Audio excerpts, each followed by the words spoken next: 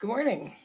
Today I'm going to do a couple of short videos. I'm teaching myself how to do dish gardens for the first time today. I've been a little nervous about using some of these pots. I've got this one and then I've got that one up there I did with one of my agaves. I'll talk to you a little bit about pots briefly. Basically, these are echeverias, and what I've done is I took the container, and the first thing I did is in the bottom I used pieces of screen, and this is really important to note because you usually have pretty big holes in the bottom of your pots like that one, and you don't want the soil just to fall out, and your gravel, depending on what you're using, whether it's pumice or different types of rocks, or a lot of vermiculites, things are going to fall out of the hole. So this one had a pretty large hole. It's about 12 to 14 inches long. And what I do is I use this. This is screen. You can buy it in packets. Or if you have an old screen around, never throw it away. Just cut it up and use it in the bottom of your pots. There is another method, and recently I cut up an old shirt that was made out of lace. I've seen people actually use chunks of lace in the bottom because the water can still get through. It can drain, and you don't have to spend extra money. So what I have here is I have 1, 2, 3, 4 different types of echeverias, which are one of my favorites. This beauty, and I have to say beauty, it's pretty common. A lot of people have posted as being rare, but I see it everywhere. It's called Pearl von Nuremberg, and this is a baby coming right off the side of it. Oh, it looks like I got a broken leaf there, and that's okay, because right over here, I'm actually saving some that I, on purpose, broke off of here underneath. And I'm going to root those, and I'll show you how to root those later. But these are really nice, healthy ones. They're going to root up really easily. And so those are put aside for that. The first thing I did was I put a bunch of, after the spraying, I put some of the volcanic rock. You can see how well it drains because, of course, pumice or volcanic rock, same thing, are very porous type of rocks. They're excellent for drainage, and they're filled with nutrients. They're filled with a lot of different trace minerals. So I put a lot of that in here, up to about probably right here. And then I sprinkled it with some of I called it Cactus Jack in a previous video, but it's actually called Bonsai Jack. And it's Bonsai Jack's mix. It comes in 1 gallon bags that look like this. And I ordered 3 gallons. You never know how heavy it's going to be.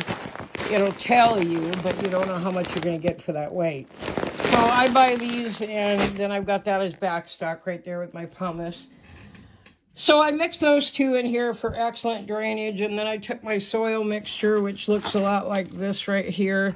I also added some pumice to that, and I added a little bit of Bonsai Jack mix to that. Of course, a lot of perlite. Perlite's really important. It's got a lot of minerals, but it also allows for a lot of drainage as well.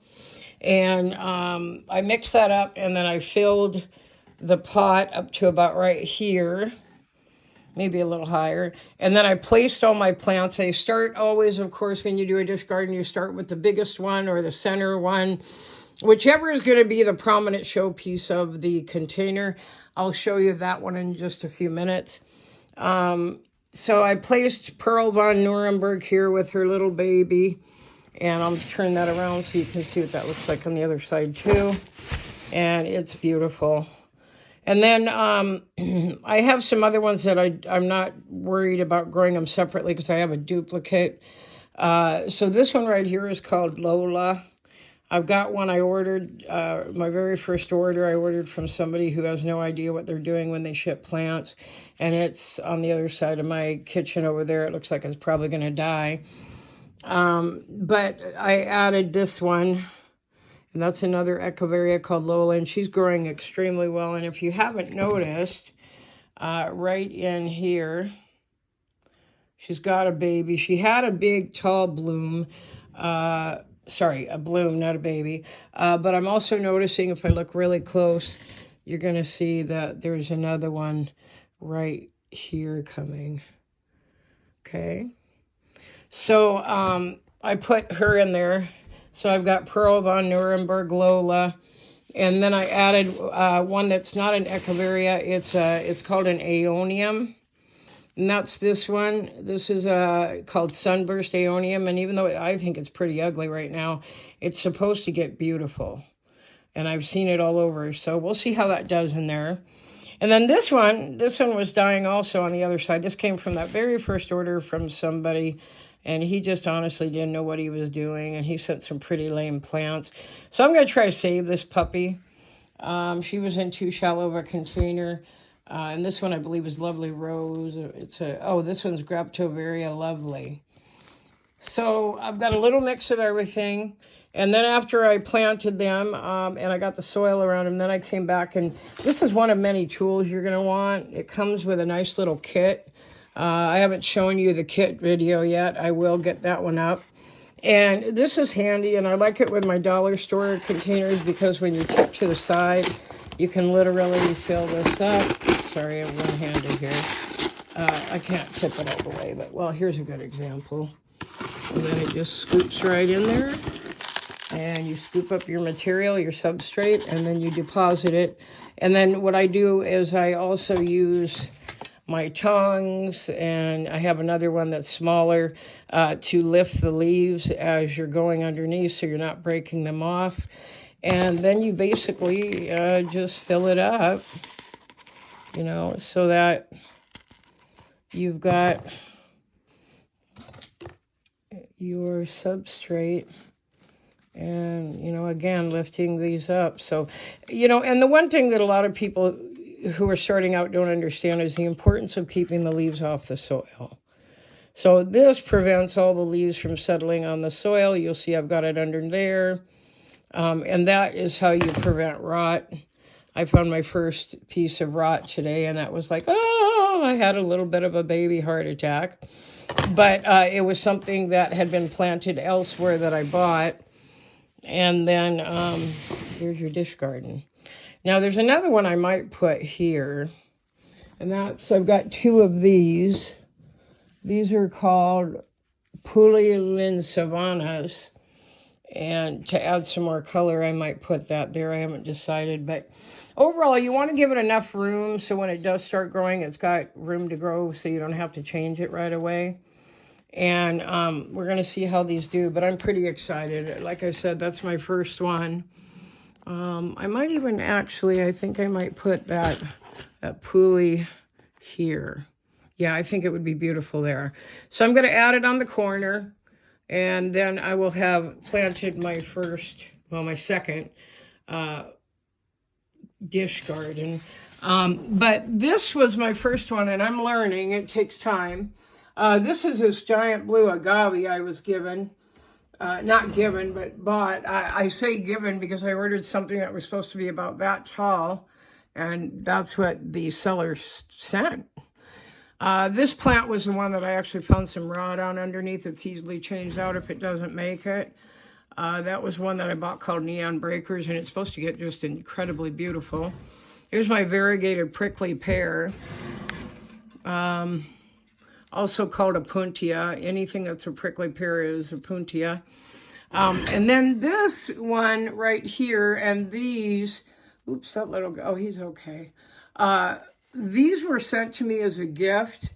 This one is definitely an Echeveria.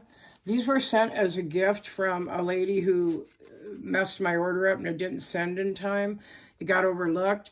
So she sent me that with the baby and this, and I'm waiting to hear back. I'm almost positive that's a Haworthia, and I know that's an Echeveria, but I don't know which one. And I like to keep my stuff labeled so that when I do propagate down the road, then I have that. You're going to notice also there's like a little dome, and it kind of domes with that. I want to put a little bit more around the top here. I can see that now. And then just trying to get the tabby off of there. I'll get the rest off later. So that was my first one. I put the tallest thing in the middle. Even though I'm new to cacti and succulents this year, I've always been a gardener, and I do incredible dish gardens outside. My pots look beautiful with lots of mixes. It's really different when you're using cacti. So this one's a copperhead. And then this one is a duplicate of something I already have. This is, again, another Pearl von Nuremberg, like that one. That's what it's going to look like when it gets bigger. And so then this one, I can't remember the name. I have to look that one up and then get my tabby in there. But so that's my first go at it. I need really good light. I'm going to have to raise this up today. And I'm going to get another one that's going to go side by side so it can reflect over here until my big, tall new racks come. I found out they're actually coming from China, even though they said mailed from the USA. So it's going to take 3 months to get my racks, I found out. Not happy. Anyway, there's the first one. We'll see how everything does. There's the second one. I really like this one. That's my favorite. And there's my big planting mess. I love it. I always clean up after I'm done for the day, and then I start fresh every day. But overall, I'm very happy with it. So enjoy your planting, get some tools. Like I said, the first few to introduce, that's the best little scoop ever. That came in a set. I don't know where the set is right now. It's somewhere over there. And I also, your tongs are important when you're transferring cacti. So like you pick it up like that instead of, you can use your gloves, but that way you get less damage. So there you go. Anyway, enjoy. Have a great day. This is Cheryl signing out.